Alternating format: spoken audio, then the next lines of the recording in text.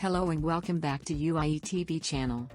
Please subscribe our channel to get further videos automatically in your inbox.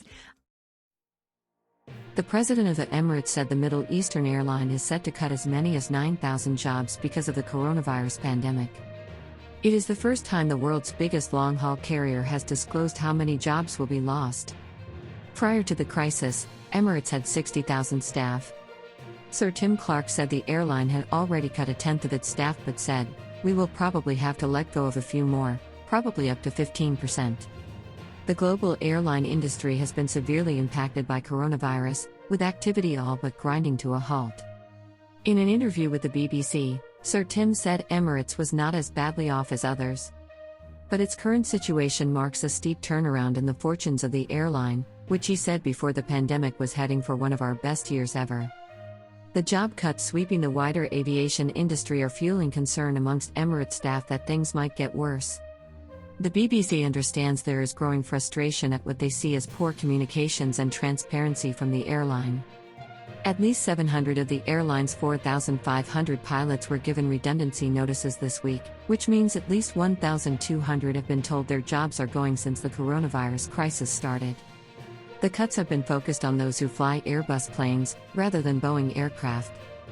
Emirates flies super jumbo Airbus A380s which hold around 500 passengers. Whereas the Boeing 777s it flies hold fewer passengers and are therefore easier to fill during this period of decreased airline travel. Thousands of cabin crew have also been told they are no longer needed. Further cuts. The International Air Transport Association, which represents 290 airlines, is forecasting that the world's airlines will lose more than $84 billion and 1 million jobs this year. This week United Airlines, one of the big three in the US, warned its staff that it may have to cut 36,000 staff because of the huge fall in demand for air travel. Helen A. Becker, managing director and senior research analyst at investment firm Cowen said given the continuing issues surrounding the pandemic she expects U.S. airlines to cull up to 200,000 of their 750,000 staff this year. U.S. aviation unions are pushing the federal government to add to the $25 billion bailout package it has provided so far. As part of the conditions for receiving state help, airlines have to protect jobs until the end of September. But IATA says there are wider benefits in doing so.